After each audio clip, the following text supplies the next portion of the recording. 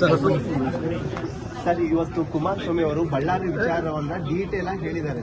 ಈ ವೇಳೆ ನೀವು ಗ್ರೇಟ್ ಡಿಸಿಎಂ ಅನ್ನೋ ಪದವನ್ನ ಪ್ರಯೋಗ ಮಾಡಿದ್ದಾರೆ. ಒಳ್ಳೆಯದು, ಪದಕ್ಕೆ ಅಭಿನಂದಿಸಿ. ನಮಗೆ ಇಷ್ಟು ಅಭಿಮಾನ ಇದೆಯಲ್ಲ, ಒಳ್ಳೇದು ಕೇಳಿದಾರ ಕೆಟ್ಟದ್ದು ಕೇಳಿದಾರ.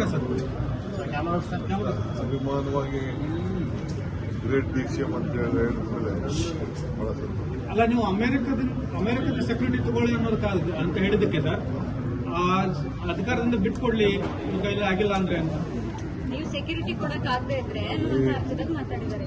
ಯಾರಿಗೆ ಸೆಕ್ಯೂರಿಟಿ ಕೊಡಬೇಕು? ಎಲ್ಲಿ ಸೆಕ್ಯೂರಿಟಿ ಕೊಡಬೇಕು?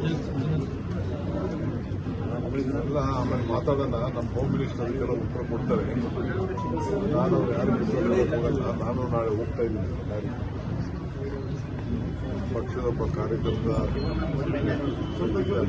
ಏನು ವಿಚಾರ ನಾಳೆ ಕಳಿಸಿ ನನಗೊಂದು ರಿಪೋರ್ಟ್ ಎಲ್ಲ ಬಂದಿದೆ, ನೋಡ್ತೀನಿ. ಇಲ್ಲಿ ನಾನೇನು ಕುಮಾರಸ್ವಾಮಿಗಾಗಲಿ ಬೇರೆಯವ್ರಿಗಾಗಲಿ ಉತ್ತರ ಕೊಡುವಂಥ ಅವಶ್ಯಕತೆ ಏನಿಲ್ಲ.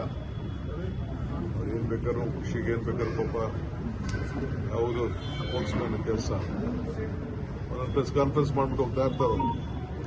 ಜನಾರ್ದನ್ ರೆಡ್ಡಿ ಮನೆಯಲ್ಲೂ ಸಹ ಸ್ವಲ್ಪ ದೊಣ್ಣೆಗಳೆಲ್ಲ ಸಿಕ್ಕಿದೆ ಸರ್. ಇವತ್ತು ಬುಲೆಟ್ಗಳು ಸಿಕ್ಕಿವೆ ಸರ್. ಅವ್ರು ಹೇಳಿ ಜನಾರ್ದನ್ ರೆಡ್ಡಿ ಮನೆಯಲ್ಲಿ ಕೆಲವು ದೊಣ್ಣೆಗಳು ಬಡಿಗೆಗಳೆಲ್ಲ ಸಿಕ್ಕಿವೆ ಸರ್. ಇವತ್ತು ಬುಲೆಟ್ಗಳು ಸಿಕ್ಕಿವೆ ಸರ್. ಮತ್ತೆ ಅವ್ರು ಹೇಳಿದ್ದು ಸಣ್ಣ ಲಾಠಿ ಚಾರ್ಜ್ ಅಲ್ಲಿ ಮುಗಿಯೋದು. ನಾನು ಯಾರಿಗೂ ಉತ್ತರ ಕೊಡಕ್ಕೆ ತಯಾರಿಲ್ಲ. ಅವ್ರು ಯಾರು ಹೇಳ್ತಾರೋ ನಾನು ಅವ್ರಿಗೆ ಯಾರಿಗೋ ಹೇಳಕ್ಕೆ ಮಾಡಿಲ್ಲ. ನಮ್ಮ ಹೋಮ್ ಮಿನಿಸ್ಟರ್ ಏನಾದ್ರು ವಿಚಾರ ತಿಳಿಸ್ತಾರೆ, ಲೋಕಲ್ ಅಡ್ಮಿನಿಸ್ಟ್ರೇಷನ್ ತಿಳಿಸ್ತಾರೆ. ನಾನು ಇವರಿಗೆಲ್ಲ ಮಾತಾಡೋದು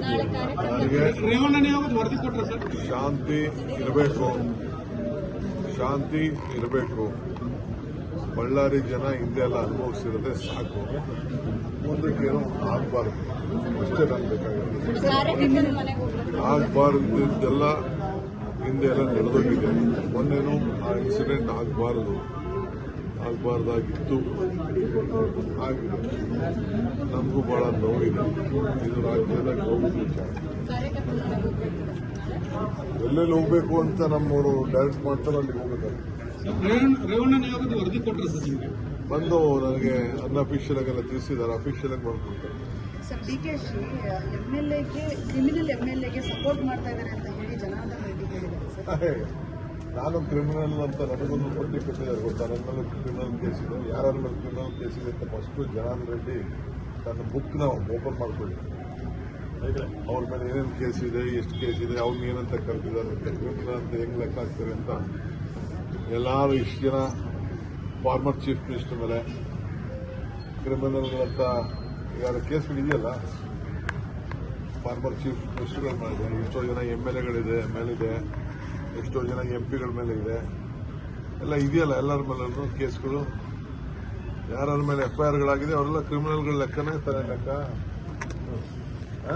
ಕೋರ್ಟಿಂದ ಚುತ್ತ ಗಂಟ ಎಲ್ಲನೂ ಆರೋಪಿಗಳಂತಾನೆ ತಾನೇ ಕರೆಯೋದು.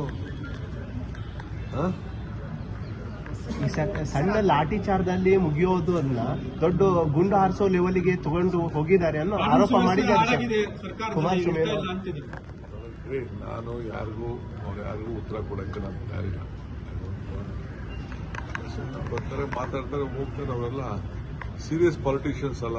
ಸುಮ್ಮನೆ ಯಾಕೆ ಯಾವುದೋ ಟೈಮಲ್ಲಿ ಬರ್ತಾರೆ, ಹಗಲು ರಾತ್ರಿ ಬಂದು ಒಂದೊಂದು ಪ್ರೆಸ್ಗೆ ಹೇಳ್ಬಿಟ್ಟು ಸುಮ್ಮನೆ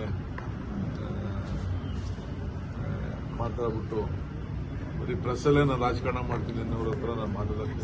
ಕೋಗಿಲಲ್ಲಿ ಇವತ್ತು ಬಿಜೆಪಿ ಒಂದು ಪ್ರತಿಭಟನೆ ಮಾಡಿದ್ದಾರೆ ಸರ್.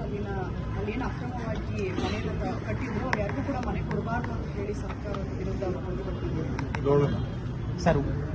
ನಾಳೆ CM ದಾಖಲೆ ಬರೀತಾ ಇದ್ದಾರೆ ಸರ್, ಅರಸು ದಾಖಲೆ ಮುರಿತಾ ಇದ್ದಾರೆ ಸರ್. ನಾಳೆ ಬಹಳ ಸಂತೋಷ ಅಲ್ವಾ? ರಾಜ್ಯಕ್ಕೂ ಸಂತೋಷ, ನಮಗೂ ಸಂತೋಷ, ನಿಮಗೂ ಸಂತೋಷ. ನೀವು ಅದ್ರ ಬಗ್ಗೆ ಒಳ್ಳೆ ನಾವು ತುಂಬ ಹೃದಯದ ಶುಭವನ್ನು ಹಾರೈಸ್ತೇವೆ. ಜೀವನದಲ್ಲಿ ಏನೋ ಒಂದು ಸಾಧನೆ ಮಾಡಬೇಕು ಅಂತ ಎಲ್ಲರಿಗೂ ಇರ್ತದಲ್ಲ. ಸೊ ನಮ್ಮ ಗೌರವಾನ್ವಿತ ಮುಖ್ಯಮಂತ್ರಿಗಳು ಒಂದು ಇತಿಹಾಸ ಪುಟಕ್ಕೆ ಹಿಂದಿನೂ ಸೇರಿದ್ದಾರೆ, ಮುಂದನೂ ಸೇರ್ತಾರೆ.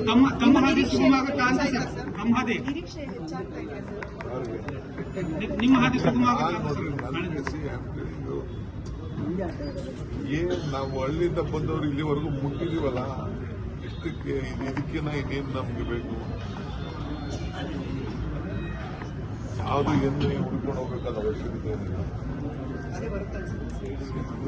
ಯಾಕಂದ್ರೆ ನನ್ನ ಬಾಯಲ್ಲಿ ಏನೇನೋ ಮಾತಾಡ್ತೀನಿ. ಸರ್ ನಿನ್ನೆ ಡಿ ಕೆ ಸುರೇಶ್ ಬುದ್ಧಿವಂತಿಕೆ ಇದೆ. ಸರ್ ನಿನ್ನೆ ಡಿ ಕೆ ಸುರೇಶ್ ಅವರು ಒಂದು ಮಾತು ಹೇಳಿದ್ದಾರೆ ಸರ್, ಒಳ್ಳೆಯ ದಿನಗಳು ಬರ್ತಾ ಇದೆ ಅಂತ. ಶುಭ ದಿನ ಅಂದ್ರೆ every day is A good day.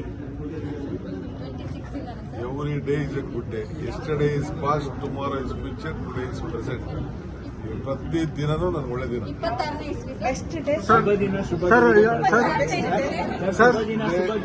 ಮಾತಾಡ್ತಾ ಇರೋದು ಬೆಸ್ಟ್ ಡೇ.